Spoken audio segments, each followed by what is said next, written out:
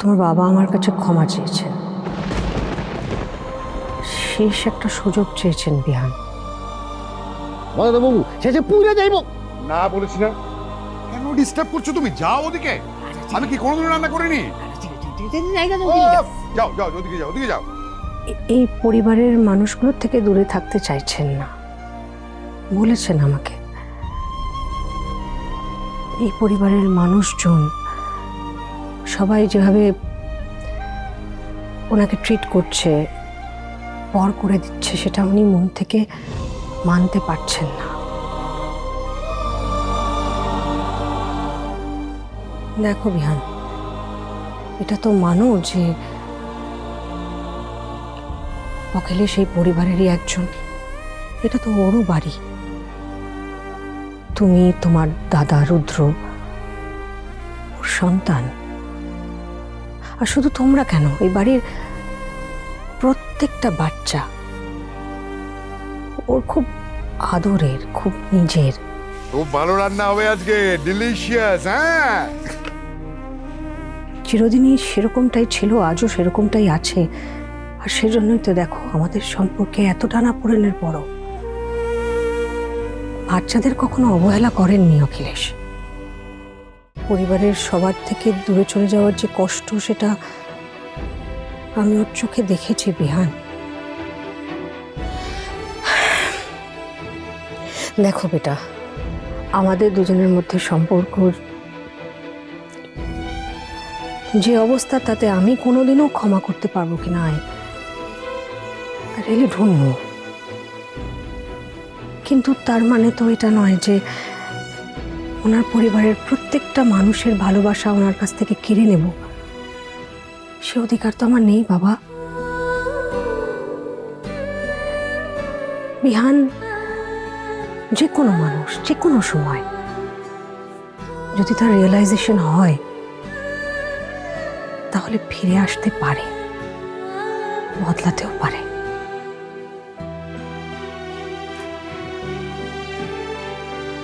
তুইও বাবার উপর আর এত রাগ করে থাকিস না, খারাপ ব্যবহার করিস না। বাবা তো, বাবা যখন একটা সুযোগ চাইছে, দে না, ক্ষতি কি?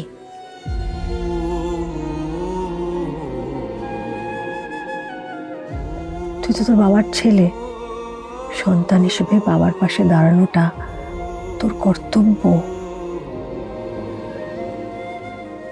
আমাদের বাংলায় একটা কথা আছে জানিস তো, শাসন করা তাকেই মানায় সোহাগ করেছে।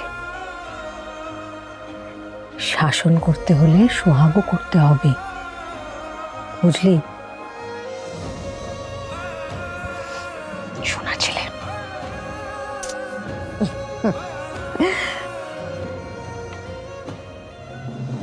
আরে কম্পাস কোথায় রে? সবাই তো এখানেই আছে, কম্পাসকে দেখছি না তো। দাঁড়াও, আমি দেখছি। তুমি চাইলে নিচে যাও না, আমি দেখছি। হুম।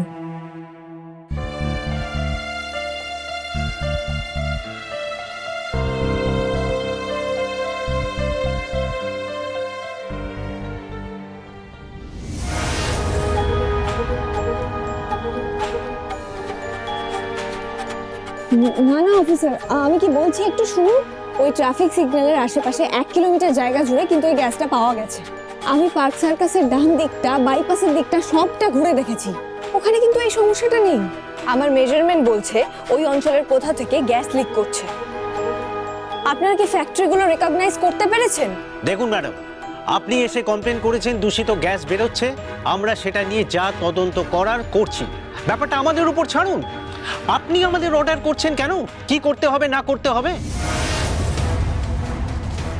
মানে মানুষগুলো অসুস্থ হয়ে হসপিটালে ভর্তি হয়েছিল, অনেক কষ্ট করে তাদেরকে বাঁচানো হয়েছে, এখনো কয়েকজন লাইফ সেভিং সাপোর্টে রয়েছে, বুঝতে পারছেন? আমাদের কলেজের স্টুডেন্টরা এখন সুস্থ আছে, কিন্তু কাল যদি আবার এরকম হয়? কলেজে তো রোজ এত এত স্টুডেন্ট যায় ওই দিক দিয়ে, আর ওই অঞ্চলে প্রায় 57,000 মানুষ বাস করে, প্লাস অতগুলো অফিস আছে, অতগুলো স্কুল আছে ওখানে, মানে কত মানুষের যাতায়াত আছে ওখানে প্রতিদিন। সেটা নিশ্চয়ই আপনাকে বুঝিয়ে বলতে হবে না অফিসার, আমার থেকে বেশি জানেন আপনি।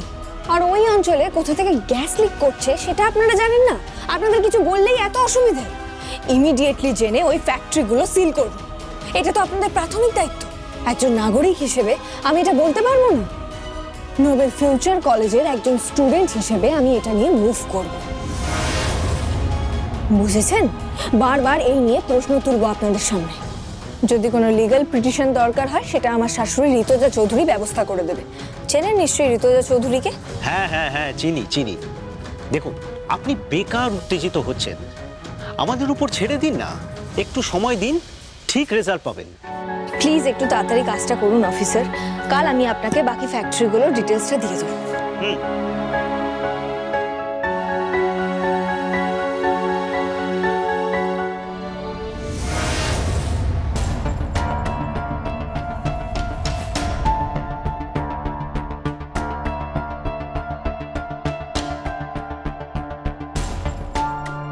কি কথা বলছিলে তুমি? কার সাথে কথা বলছিলে? তোমাকে তো আমি বললাম যে হসপিটাল থেকে রিপোর্ট এসে গেছে, সমস্ত স্টুডেন্ট এখন সুস্থ আছে, যে গ্যাসের জন্য সমস্যা হচ্ছিল সেই সমস্যাও মিটে গেছে। তাহলে এটা নিয়ে বারবার কেন খোঁচাচ্ছ বলো তো?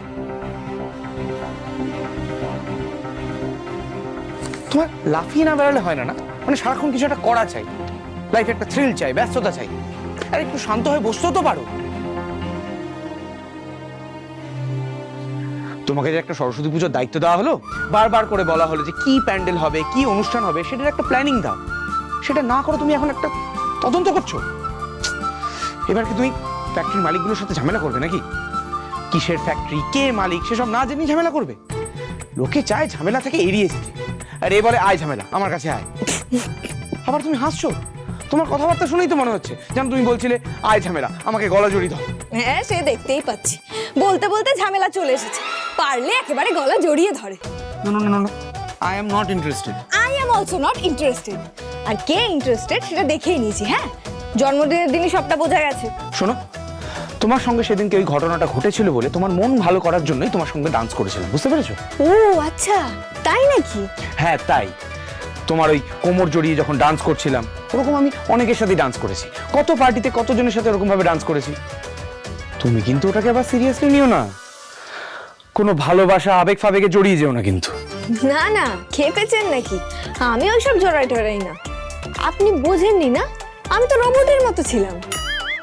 আপনি যখন আমার কোমরে হাত রেখে নাচছিলেন তখন তো আমার আলাদা করে কোনো ফিলিংসই হচ্ছিল না। আচ্ছা, কোনো ফিলিংসই হচ্ছিল না? না, আপনিই তো বললেন আপনি কিছুই মন থেকে করেননি, তাহলে ফিলিংসই বা হবে কি করে? আপনিও রোবট, আমিও রোবট, তাহলে হিউম্যান ফিলিংস আসবে কোথা থেকে? আজকে বাবা ডিনার রান্না করছে, সবাই মিলে একসাথে খাওয়া দাওয়া হবে। মায়ের সাথে বাবার কথা হয়েছে কম্পাস।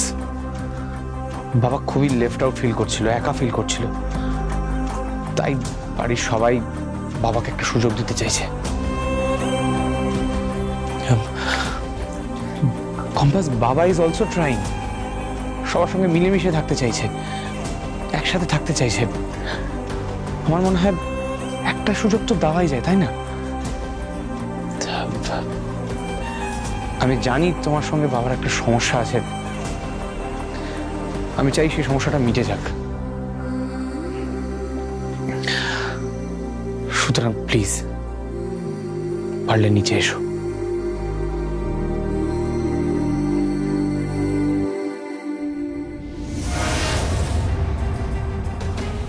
অখিলেশ চৌধুরী আর অভিজ্ঞান দত্তের সঙ্গে আমার সমস্যা কোনোদিনও মিটবে না বিহান স্যার।